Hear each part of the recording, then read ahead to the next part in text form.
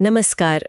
आज हम हरिद्वार के मनसा देवी मंदिर में जो दुखद घटना हुई है उस पर जो भी शुरुआती जानकारी हमारे पास है उस पर थोड़ी गहराई से बात करेंगे। जी। ये रविवार सुबह यानी 27 जुलाई 2025 को मंदिर का जो सीढ़ी वाला रास्ता है वहां एक भगदड़ मच गई। हाँ, ये बहुत ही दुर्भाग्यपूर्ण घटना हुई है। हमारे पास जो शुरुआती रिपोर्ट्स हैं, कुछ आधिकारिक बयान भी आए हैं और कुछ स्पष्टीकरण भी हैं।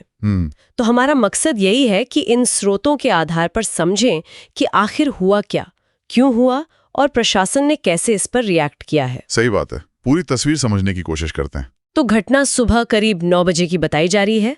उस वक्त सीढ़ियों पर काफी भीड़ थी, दर्शन के लिए लोग जा रहे थे। हाँ, सुबह का वक्त और मंदिर में तो भीड़ होती ही है। और शुरुआती खबरों के हिसाब से कम 6 श्रद्धालुओं की दुखद मौत हुई है इसमें। जी। और करीब 35 लोग घायल हुए हैं। हालांकि कुछ शुरुआती स्रोत शायद मृतक संख्या 7 और घायलों की संख्या 55 तक भी बता रहे हैं। हाँ, ये शुरुआती आंकड़ों में थोड़ा फर्क दिख रहा है। कुछ रिपोर्ट्स 7 मृतक और 55 घायल भी कह रही हैं। ये कंफर्म होने में शायद थोड़ा वक्त लगे।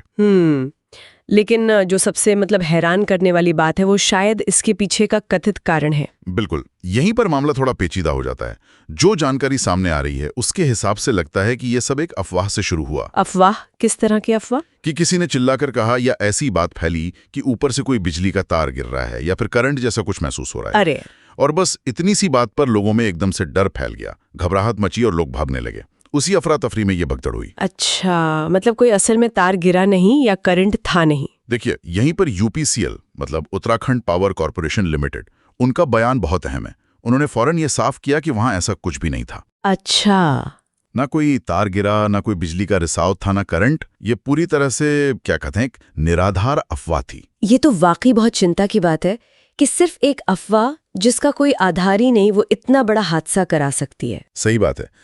ये दिखाता है कि भीड़ वाली जगहों पर, खासकर धार्मिक स्थलों पर, गलत सूचना या पैनिक कितनी तेजी से फैल सकता है और कितना खतरनाक हो सकता है। और शायद इसीलिए जो राहत और बचाव का काम था वो फौरन शुरू करना बहुत जरूरी था। बिल्कुल। और जानकारी यह है कि राहत कार्य तेजी से शुरू हुआ भी।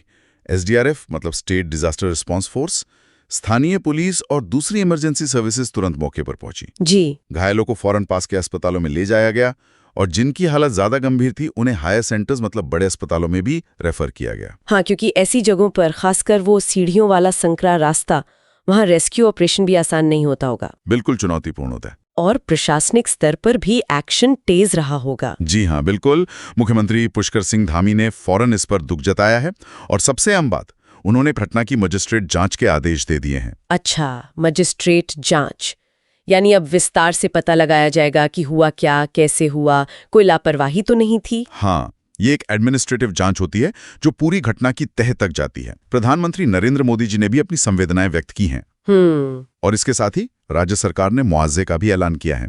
मृतकों के परिवारों के लिए 2 लाख रुपए और घायलों के लिए 50,000 रुपए की आर्थिक मदद की घोषणा हुई है। ठीक है। प्रशासन का कहना है कि फिलहाल स्थिति नियंत्रण में है और सामान्य हो रही है धीरे धीरे। तो अगर हम सारी जानकारी को एक साथ देखें, आज सुबह मनसा देवी मंदिर के रास्ते में एक दुखद भगदड़ हुई।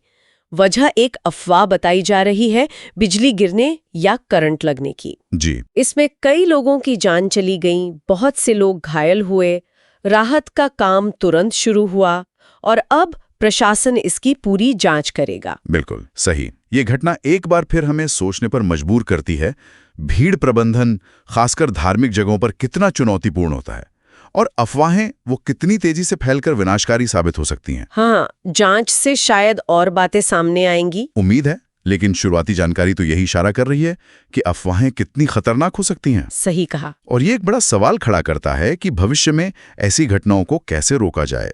क्या सिर्फ बेहतर क्राउड मैनेजमेंट काफी है या हमें अफवाहों के फैलने के तरीके और लोगों के सामूहिक व्यवहार को भी समझने की जरूरत है? ये वाकई एक अहम सवाल है जिस पर विचार करने की जरूरत है। खैर, आज की जानकारी के लिए आपका धन्यवाद। धन्यवाद।